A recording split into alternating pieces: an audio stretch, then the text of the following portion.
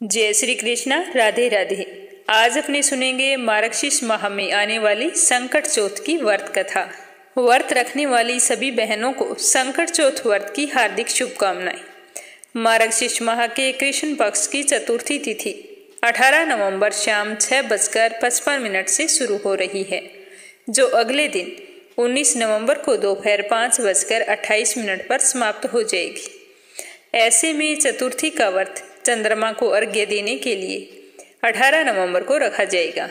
इस दिन चंद्रमा उदय होगा रात को 8:16 पर। तो अपने मंगल जीवन की कामना करते हुए सुनते हैं संकट चौथ व्रत कथा। बोलो गणेश भगवान की जय हो, बोलो चौथ माता की जय हो। एक बार पार्वती जी ने गणेश जी से पूछा कि अगहन कृष्ण चतुर्थी संकटा कहलाती है, उस दिन किस गणेश की पूजा और किस विधि विधान से करनी चाहिए, मुझे विस्तार पूर्वक बताओ। तो माँ पार्वती जी की बात सुनकर गणेश जी ने उत्तर दिया कि हे हिमालय नंदिनी, अगहन मास में आने वाली संकट चौथ का व्रत पूर्वोक्त रीति से गजानन नामक गणेश की पूजा करके करना चाहिए। पूजा अर्चना करने के बाद में व्रत कथा सुननी चाहिए और उसके बाद में सूर्य को अर्घ्य देना चाहिए। दिन भर व्रत रखकर शाम को चंद्रमा उदय होने पर चंद्रमा को अर्घ्य देकर अपने व्रत का पारण करना चाहिए। इस व्रत के संबंध में हम आपको एक प्राचीन इतिहास सुनाते हैं, ध्यान पूर्वक सुनना।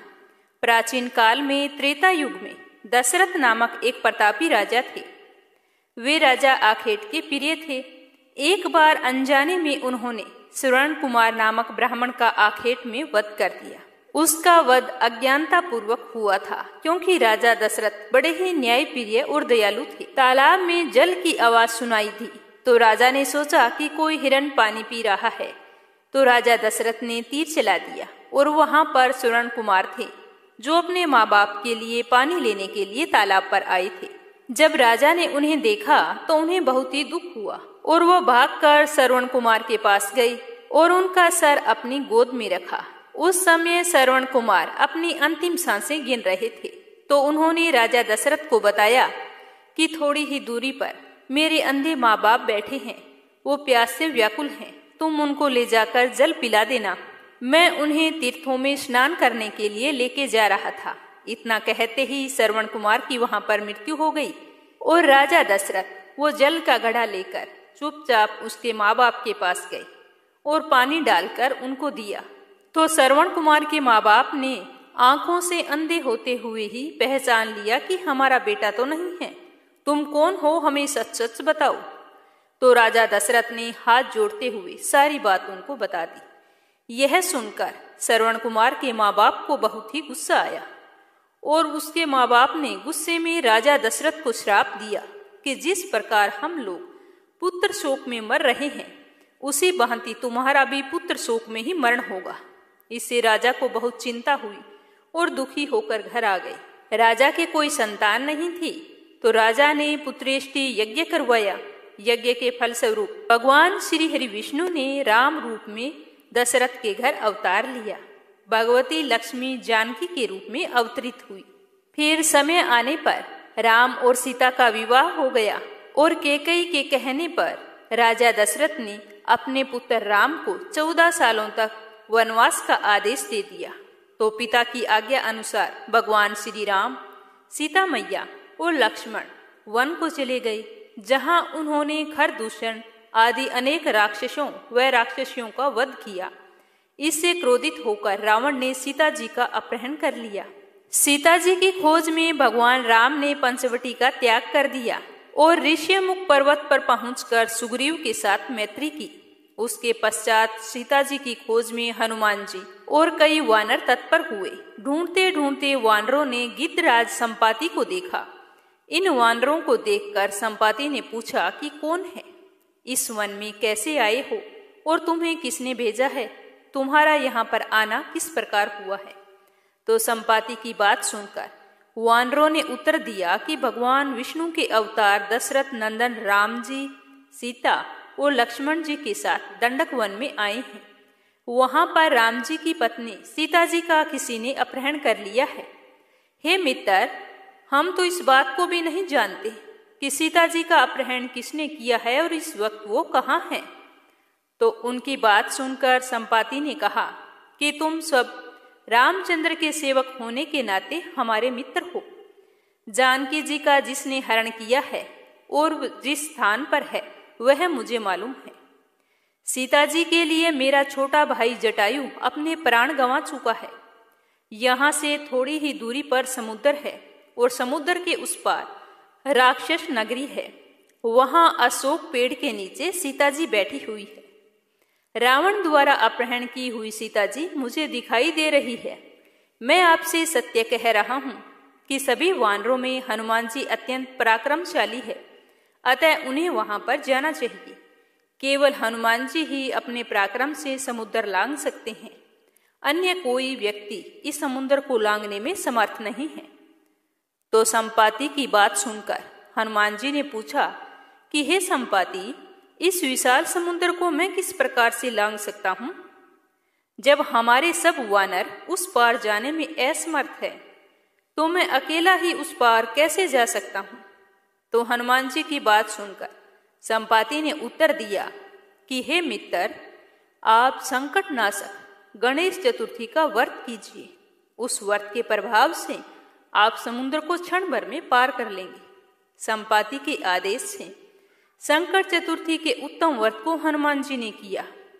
हे देवी, इस व्रत के प्रभाव से हनुमान जी ने क्षण भर में समुद्र को लांघ लिया। इस लोक में इसके समान सुखदायक कोई दूसरा व्रत नहीं है।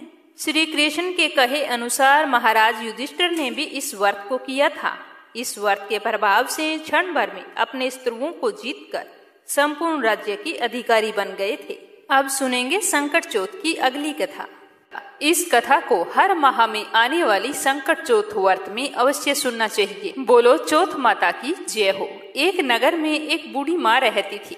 वह अपने बेटे की सलामती के लिए 12 महीनों चौथ का व्रत करती थी। हर चौथ को पंसारी से थोड़ा सा गुड़ और घी लाकर 4 लड्डू बनाती, एक बेटे को दे देती, एक से पूजा करती, एक हथकार के लिए निकालती और एक जब शाम को चंद्रमा उदय होता तो चंद्रमा को अर्घ्य देने के बाद में उससे व्रत का पारण कर लेती। दोनों माँ बेटे का गुजर बसर अच्छे से हो रहा था। एक बार उसका बेटा ताई से मिलने के लिए गया। उस दिन ताई ने वैसाखी चौथ का व्रत रखा था। तो उसने ताई से पूछा कि मेरी माँ तो 12 चौथ का व्रत करती है। तो उसकी बात सुनकर ताई बोली कि तेरी माँ तेरी कमाई से तर माल खाने के लिए हर महीने व्रत करती है।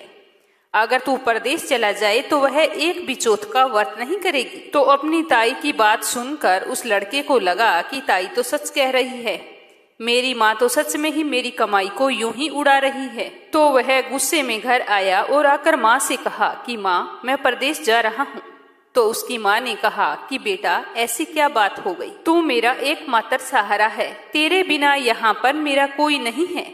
मैं अकेले यहाँ पर कैसे रहूंगी? तो वह बोला कि माँ, तू मेरी कमाई तो खाने पीने में ही उड़ा देती है और बहाने बनाती है कि मेरी सलामती के लिए तू 12 मासी चौथ का व्रत करती है। आज मुझे सब कुछ पता चल गया है, इसीलिए मैं प्रदेश जा रहा हूँ। अब मैं भी देखता हूँ कि तू हर महीने चौथ का व्रत कैसे रखती है। तो यह सुनकर उसकी माँ की आंखों में आंसू आ गए। एक बार फिर से उसने समझाकर अपने बेटे को परदेश जाने के लिए मना किया, लेकिन वो तो नहीं माना। तो माँ ने उसे साथ में ले जाने के लिए चौथ माता की आंखें दे दी और कहा कि बेटा, मुसीबत में ये चौथ माता की आंखें हैं, तेरी रक्षा करेंगे। तो वह चुपचाप अपनी माँ से वो आंखें लेकर रवाना हो गया।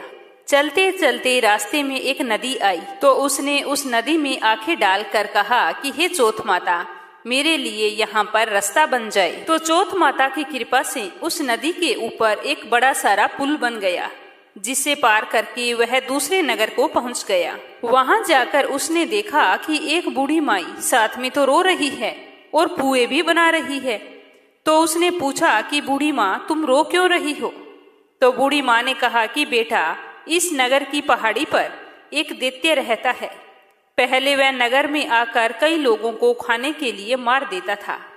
अब राजा हर घर से एक आदमी दैत्य के पास रोजाना भेज देता है और आज मेरे बेटे की बारी है, इसीलिए मैं रो रही हूँ और उसी के लिए पुए बना रही हूँ।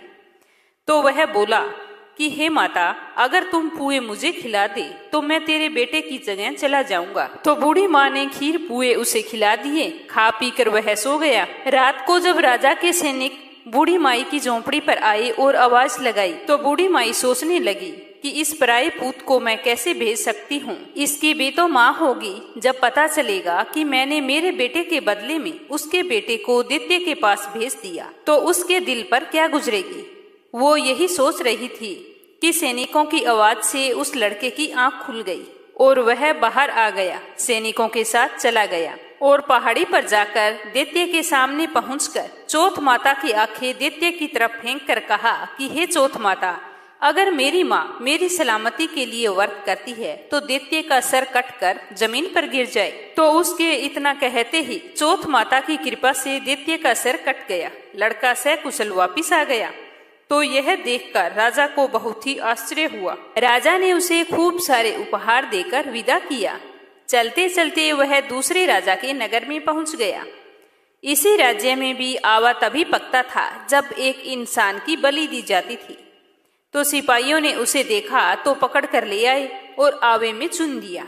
तो लड़के ने आवे के अंदर आंखें डालकर कहा कि हे चौथ माता, यदि मेरी माँ मेरी सलामती के लिए व्रत रखती है तो आवा मेरी बलि के बिना ही झट से पक जाए। तो उसके इतना कहते ही आवा तुरंत से पक गया और आवे में से मिट्टी की जगह सोनी चांदी के बर्तन निकलने लगे। जैसे ही कुम्हार बर्तन निकालने लगा तो अंदर से लड़का बोला कि बर्तन धीरे धीरे निकालना, कहीं मुझे चोट ना लग जाए। तो जैसे ही ये आवाज कुम्हार ने सुनी तो वह तो दौड़ा दौड़ा राजा के पास आया और कहा कि राजन, आवे के अंदर तो भूत है और आज बर्तन भी झट से पक गए। तो यह सुनकर राजा तुरंत वहां पहुंचे और उस लड़के को बाहर निकलवाया और पूछा कि तुम कौन हो और इस आवे में कैसे आए। तो वह लड़का बोला कि तुम्हारे सैनिकों ने ही मुझे पकड़कर यहाँ आवे के अंदर चुन दिया था। तो राजा ने कहा कि फिर तुम जिंदा कैसे बच गए।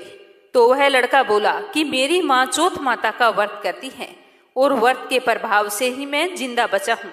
तो राजा को विश्वास नहीं हुआ कि चौथ माता की व्रत करने से क्या ऐसा चमत्कार हो सकता है। तो वह लड़का बोला कि हे राजन, आप मेरी कठिन से कठिन परीक्षा ले सकते हो, फिर तो आपको विश्वास हो जाएगा कि मेरी माँ मेरी सलामती के लिए व्रत रखती है और उसी व्रत के प्रभाव से मैं हर मुसीबत से बच जाता हूँ। तो राजा ने एक चांदी की सुराही मंगवाई और कहा कि सुराही की नली में से निकल कर दिखाओ तो ही मुझे विश्वास होगा। तो लड़के ने चौथ माता को याद करते हुए आंखें सुराही में डाले और कहा कि मैं भंवरा बनूं, सुराही में से निकलूं। तो लड़का भंवरा बनकर सुराही में से निकल गया। तो यह देखकर राजा को विश्वास हो गया कि सच में तेरे ऊपर तो चौथ माता की कृपा है। तो राजा ने खुश होकर अपनी बेटी की शादी उसके साथ करवा दी और सभी लोगों को चौथ माता का व्रत करने को कहा। ऐसा करते करते कई महीनों बीत गए। उसे अपनी माँ की याद आई तो उसने राजा के पास जाकर कहा कि मैं मेरे नगर जाने की सोच रहा हूँ। तो राजा ने रथ, घोड़ा, हाथी और खूब सारा दान दहेज देकर उसे विदा कर दिया। चौथ के दिन वह अपने नगर पहुंचा। वह अकेला पंसारी के यहाँ माँ का इंतजार करने लगा। सोचा कि आज चौथ है, मेरी माँ यहाँ जरूर आएगी। थोड़ी ही देर बाद में लकड़ी टेकती हुई उसे अपनी माँ आती हुई दिखाई दी। उसकी माँ की आंखों में जाले आने के कारण दिखना कम हो गया था। तो लड़के ने जानबूझकर अपना पैर लकड़ी के लगा दिया और कहने लगा कि बड़े तेरे पूत, लाठी मेरे पैर के लगा दी। तो इतना सुनते ही उसकी माँ ने उसे नहीं पहचाना और कहने लगी कि बेटा, मुझे चाहे कितनी गाली दे दो पर मेरे बेटे को कुछ मत कहना। इतना सुनते ही उसका बेटा अपनी माँ के चरणों में गिर पड़ा और कहने लगा कि माँ, मैं तेरा ही बेटा हूँ, मुझे माफ कर दो। मैंने चौथ माता के व्रत को लेकर ना जाने तुमसे क्या क्या कह दिया।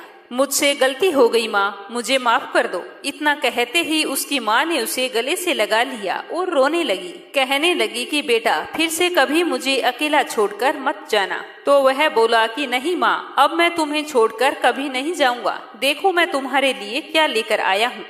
यह कहकर उसने अपनी पत्नी को आवाज लगाई तो उसकी पत्नी ने आकर अपने सास के चरण स्पर्श किए। इतना सारा दान दहेज और शादी करके आया तो गांव वालों ने विश्वास नहीं किया कि यह बुढ़िया का ही बेटा है।